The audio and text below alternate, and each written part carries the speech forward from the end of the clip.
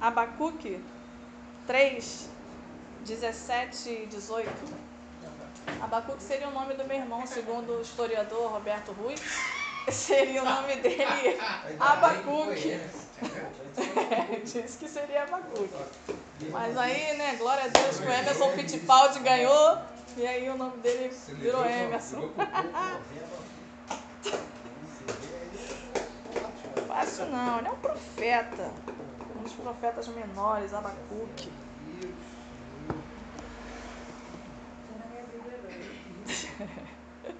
Às vezes some, né? Porque é um livro pequenininho. Abacuque é o poeta?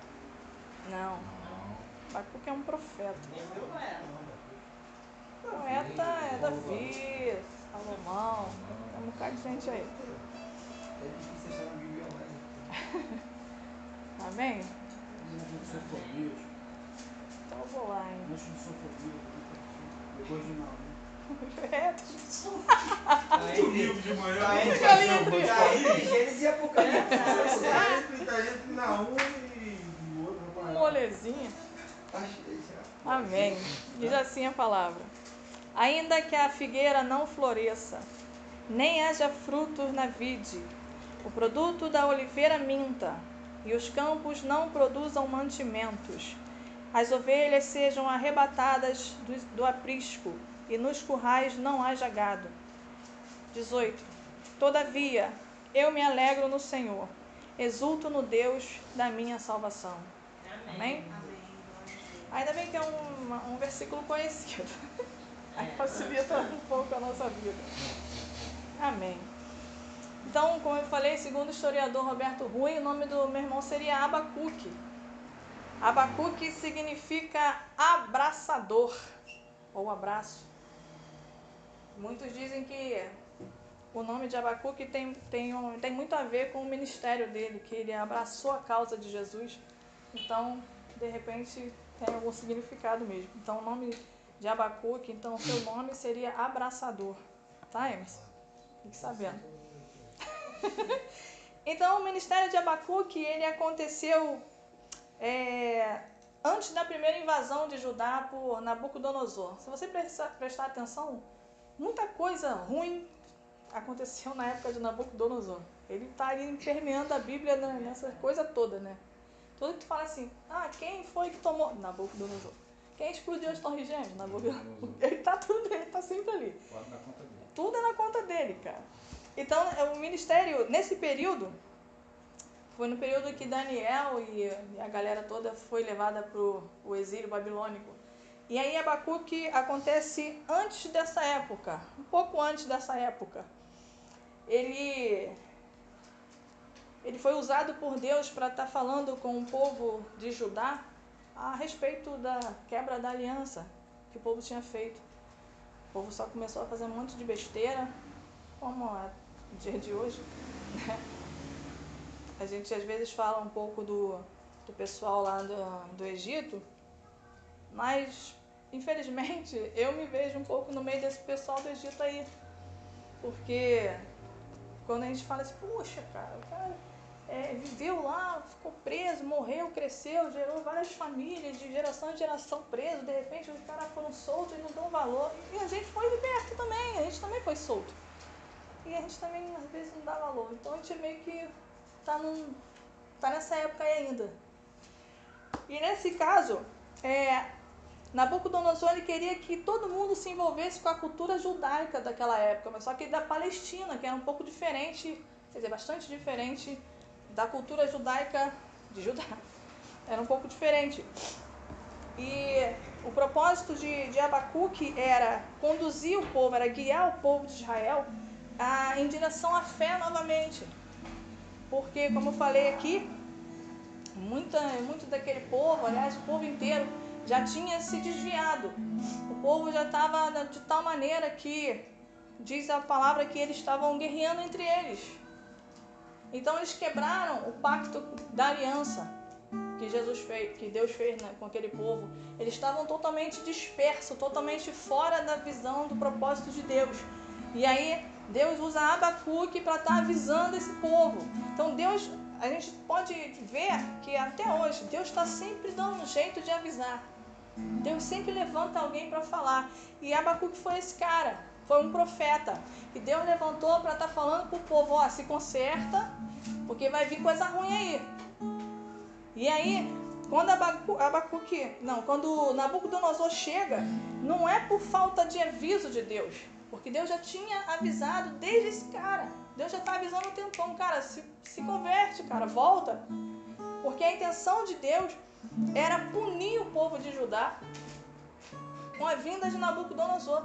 Deus às vezes faz isso. Ele deixa o teu inimigo te sobrepujar, te afrontar. Por quê? Porque você saiu da visão dele. Então às vezes o teu próprio inimigo, o cara que tu pensa assim, cara, esse cara vai guerrear contra você, e se tu não estiver em Deus, ele vai te vencer. E esse era o propósito de Deus com essa... Não que ele fez Nabucodonosor ir, mas ele permitiu que Nabucodonosor invadisse e tomasse tudo, justamente para que servisse de alerta para o povo. Olha, eu avisei lá atrás. Há um tempão atrás que eu estou falando, e vocês não estão dando ouvido. Cara, se liga. E aí acontece esse mal. Nabucodonosor leva geral para Babilônia e todo mundo cativo. Está até nessa novela aí agora que está dando na Record. Está retratando uma parte que eu ainda acho que aquele exílio é um exílio muito tranquilo, né? Porque a Bíblia não fala nada que Joaquim estava daquele jeito, tinha namorado, estava circulando pelo palácio, a mãe dele é a rainha que manda em tudo. Mentira. Aquilo ali é meio fantasioso, né? Porque na verdade eles foram para lá para participar de todo aquele, como é que diz? Aquela cultura, eles tinham que abraçar aquela cultura. Então, como Nabucodonosor era um cara meio laico, era um país laico, ele deixava tu ficar adorando teu Deus, mas não adora muito não, tá? Adora teu Deus quietinho. Não vem falar que teu Deus é melhor que o meu não, porque eu tenho Deus disso, Deus daquilo, um monte de Deus. Então, Deus permitiu que isso acontecesse para poder alertar aquele povo de Judá. Alertar o povo dele, cara, eu tô voltando, eu tô mandando alguém aí, eu vou destruir, eu vou fazer isso, eu vou fazer aquilo. Mas a gente, infelizmente, até hoje é desse jeito. Até hoje Deus continua mandando um recado por alguém. Até hoje Deus levanta alguém para falar contigo. Até hoje Deus fala assim, ó, fala para aquele povo isso. Até hoje.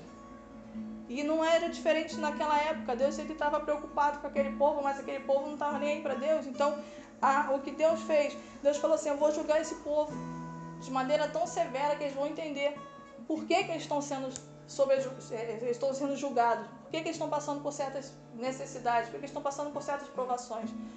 E hoje a gente precisa entender que coisas às vezes que acontecem na nossa vida não é porque Deus é mau, não é porque Deus vai te castigar, porque Deus não é carrasco, Deus é pai, não é carrasco, né? Deus é pai, cara. Infelizmente você está num lugar, você está ali para adorar a Deus e as pessoas te castigam por alguma coisa que tu fez. Infelizmente hoje a gente vive um certo exílio babilônico dentro das igrejas. Eu não falo mal de igreja, gente, porque eu acho que a gente tem que ter igreja sim, a gente tem que ter pastor sim. A questão não é essa, a questão são de pessoas que estão ali dentro, que infelizmente porque você não tem um jeito que eles querem que você tenha, ou que eles querem impor que você seja, e aí você é julgado. Aí você é meio que exilado. Não, esse aqui é doente, esse aqui fica bem longe assim, que é para não contaminar os outros, que ainda não adoeceram. Infelizmente acontece isso. Mas o interessante desse livro é que Abacuque, ele muda de um cara que se lamentava, de um cara que estava completamente em aflição, e ele muda de um versículo para o outro, de alguns versículos para o outro, ele muda isso em adoração. Ele muda todo aquele questionamento dele, todo aquele desespero dele. Ele pensa assim, não, cara, peraí, deixa eu respirar, deixa eu pensar. Peraí, ainda que a figueira não floresça, calma, eu vou confiar em Deus. E o que eu queria deixar para vocês nessa noite, uma palavra breve, que infelizmente eu não tenho essa capacidade toda. Esses dias aí eu já falei, e estou de novo aqui, mas amém?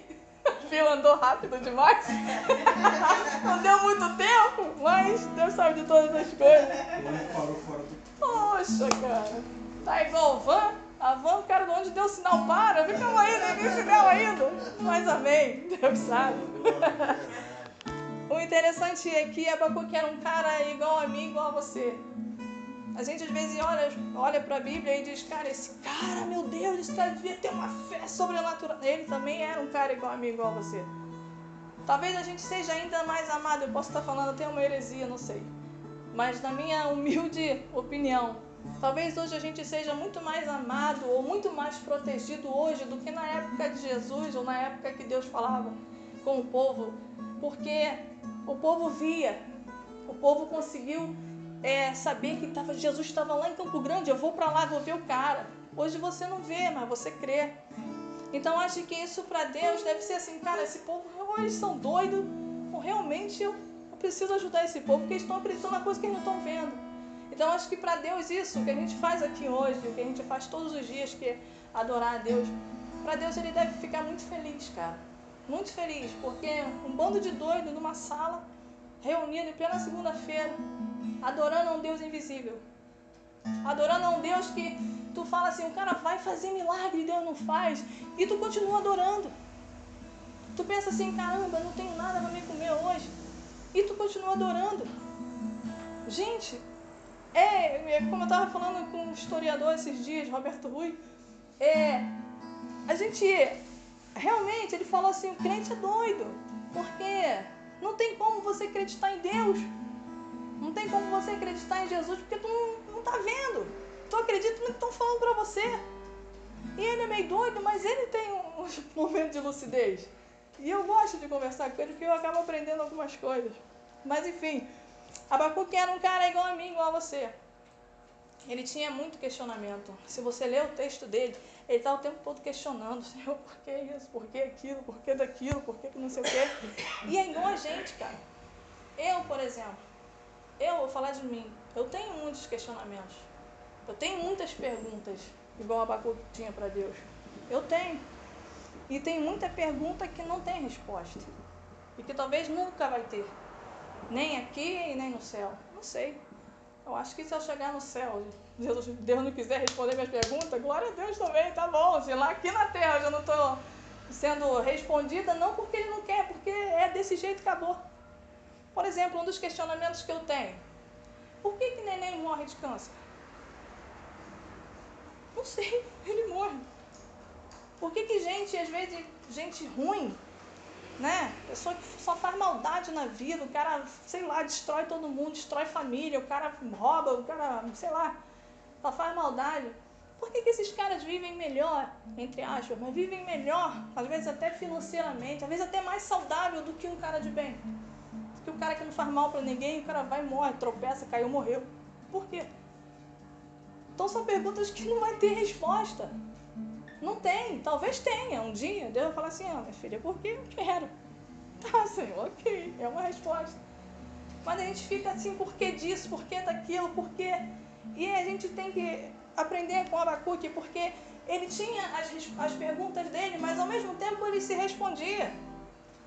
Ao mesmo tempo ele pensava, cara, e daí? Por quê? Falou, ainda que não floresça, mas eu vou confiar.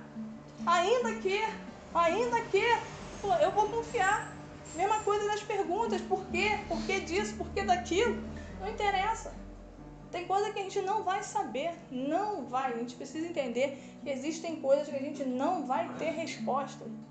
Por exemplo, a resposta como o câncer apareceu. De onde vem? O que come? O que bebe? Veja hoje no Globo. Ninguém sabe. Ninguém sabe a origem, falar porque a pessoa tem um coração amargurado, mas e um neném que nem sabe nada da vida? Por que morre doente? Então são respostas, cara, que talvez a gente nunca tenha. Mas só que a gente acaba se frustrando porque a gente precisa ouvir alguma coisa. A gente precisa ouvir. Por que disso, Senhor? A gente acha que o Senhor vai sentar na cadeira e falar assim, senta aqui, amiguinha. Fala aí, qual é a tua pergunta? Isso. Não, a resposta é essa. Não. Ou tu se vira para saber, ou tu aceita e pronto. Né? Tem uma frase que fala aí, aceita ou pira, não tem um negócio desse? Aceita ou pira. Então eu prefiro aceitar, ficar na minha, porque pirada acho que eu já sou mesmo. Então tá bom. Mas uma coisa é certa. Se a gente confiar em Deus, se a gente andar com Deus, se a gente adquirir um relacionamento com Deus, nossas perguntas vão continuar sem resposta. Mas a gente não vai esquentar para isso. Porque a tua resposta está na glória. Muita coisa que eu vou, sei lá, questionar a Deus aqui. Senhor, igual uma vez eu conversei, um pastor falou que quando chegasse no céu ele ia fazer um monte de perguntas. Eu falei, tu vai levar um caderno? Porque tu vai chegar lá e tu é outra mente. Então não quero saber, irmão. Se eu não estive aqui, ó, no céu eu não quero saber mesmo. Já tô lá, tá ótimo. Né? Eu penso assim. Mas uma coisa é certa, cara. Que coisas ruins, às vezes é necessário que aconteça pra gente. Porque a gente, mesmo que a gente ache que a nossa vida ela não produza nada de bom, mesmo que a gente ache que, pô, eu só faço besteira, só faço coisa errada. Por exemplo, eu tô com 43 anos, não tenho nada. Pô, mas eu dei mole, eu podia ter feito isso, podia ter feito aquilo, podia ter feito um concurso lá atrás, mas a culpa foi minha, não foi de Deus. Deus não me puniu por isso. Ah, você não vai estudar não? Toma. Não. Simplesmente falou assim, amiga, é contigo. Teu futuro tu começa a plantar lá atrás, no passado. Só que, infelizmente, a gente quando é jovem, a nossa cabeça é muito avoada. Não estou querendo dizer que vocês sejam, mas é a maioria. A gente acha que vai dar tempo depois lá na frente. Não, depois eu faço. Fica a dica. Hashtag fala Deus. E...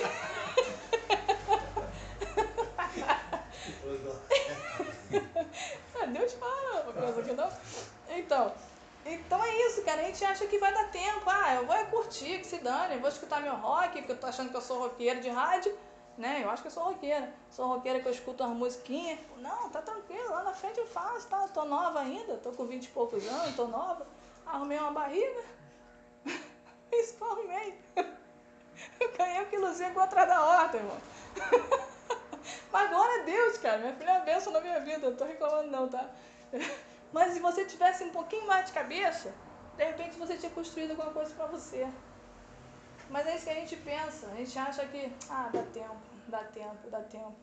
E nem sempre o tempo, ele age a nosso favor. Nem sempre. Eu vou dizer, a maioria das vezes, 99% é contra. Se a gente não tiver cabeça para isso. Mas, diz aqui, e os campos não produzam mantimento. As ovelhas não sejam arrebatadas do aprisco, e nos currais não haja gado. Quando Abacuque menciona isso, é bom a gente lembrar que naquela época a principal fonte de renda desse povo era a agricultura, que eles plantavam para comer, ou para trocar por alguma outra coisa, e gado, a criação de gado ou criação de ovelha. Então, quando ele fala isso, ele está mostrando uma calamidade, né? Tipo, ainda que não haja gado no campo, ainda que as ovelhas sejam arrebatadas, ou seja, ainda que venha um tempo mau, como que eu vou fazer? E o que ele quis dizer aqui é muito interessante, porque eu fiquei assim, interessada nesse pedaço do versículo, justamente por isso. Porque naquela época eles tinham que criar, eles tinham que ter criação, porque a criação era para alimentar meus filhos, mas era também a minha fonte de renda. Se isso não tivesse mais, eu estava morta que farofa. Abacuque estava falando isso, eu estava lascado, mano.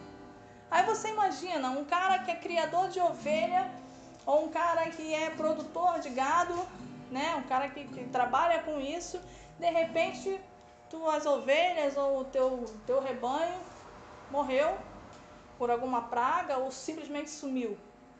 Tu imagina a tua cabeça como ficar? Como é que ia ficar? Imagina a minha cabeça, se eu tenho uma criação e eu vivo daquilo e a partir da noite pro dia eu não tenho mais. Cara, eu sinceramente, eu ia pirar, cara. Eu ia pirar. Eu ia ficar louca, não ia aguentar achar que, não, tranquilo, Deus proverá, amém. Tu pensa assim, Deus vai prover, mas que tu vai sofrer, tu vai. E Abacuque, ele fala isso, ele fica indignado, tipo, cara, ainda que não tenha mais nada. Ele quer dizer,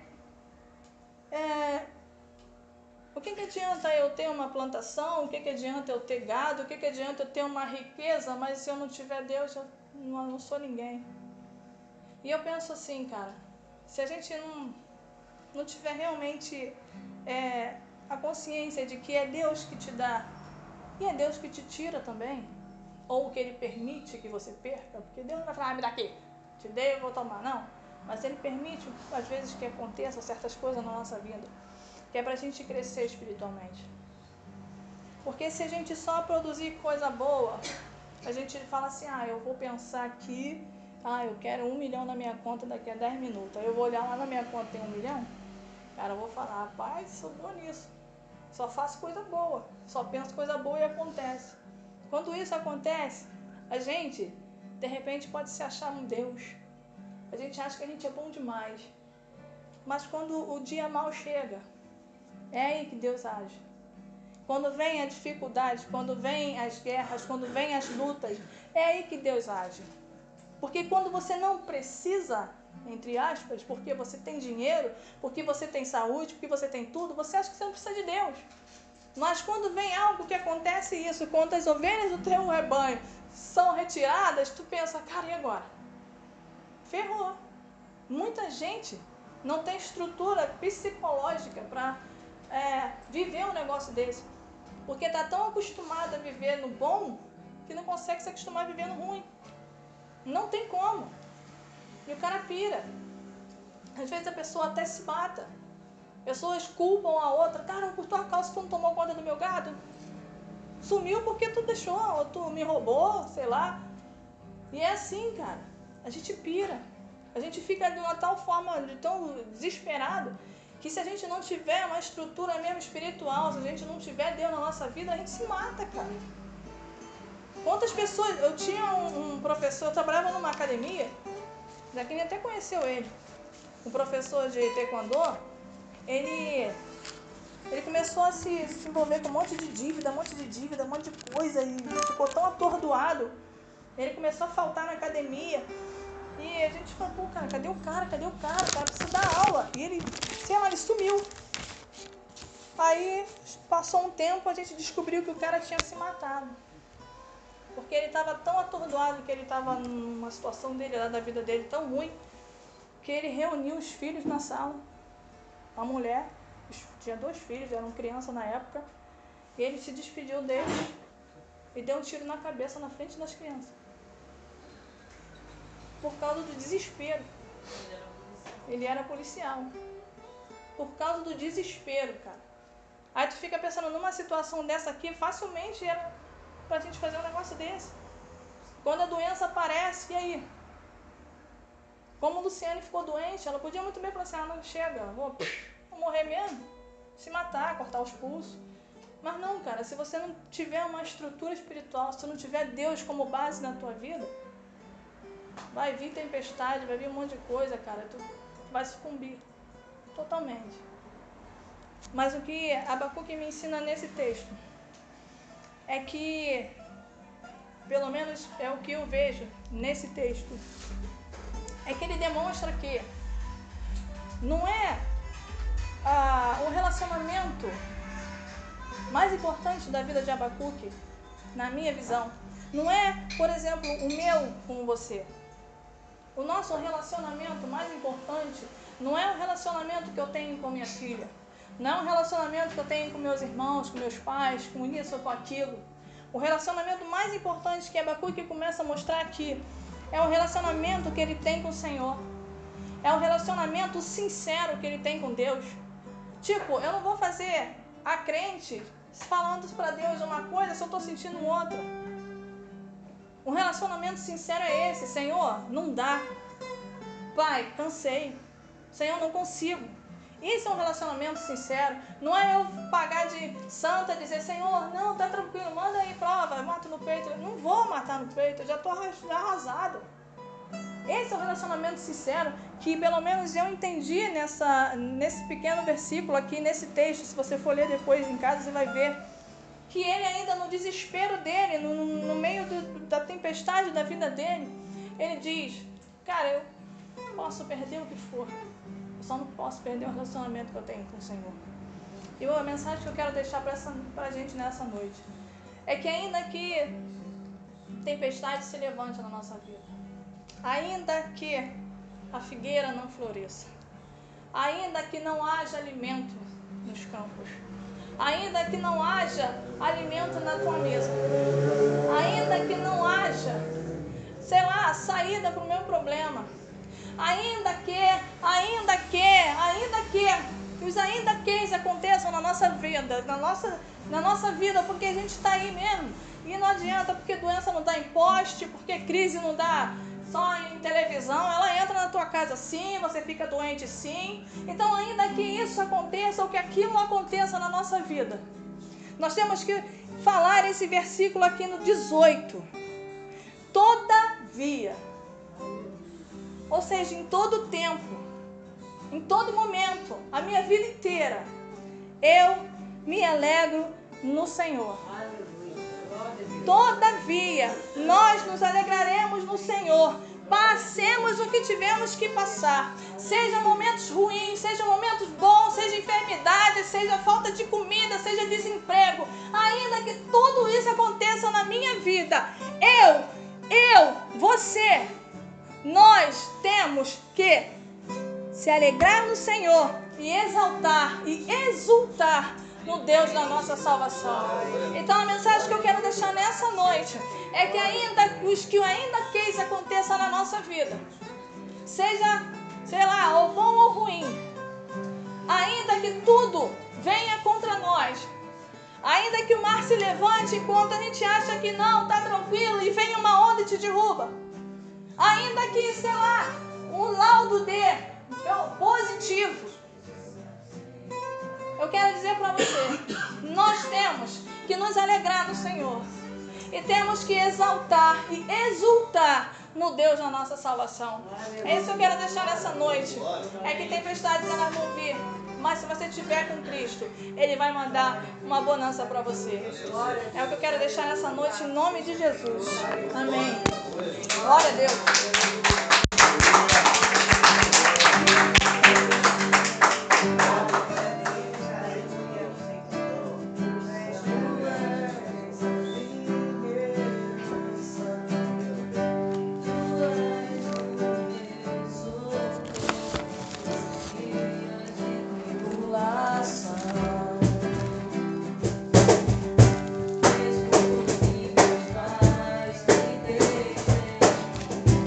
Mesmo que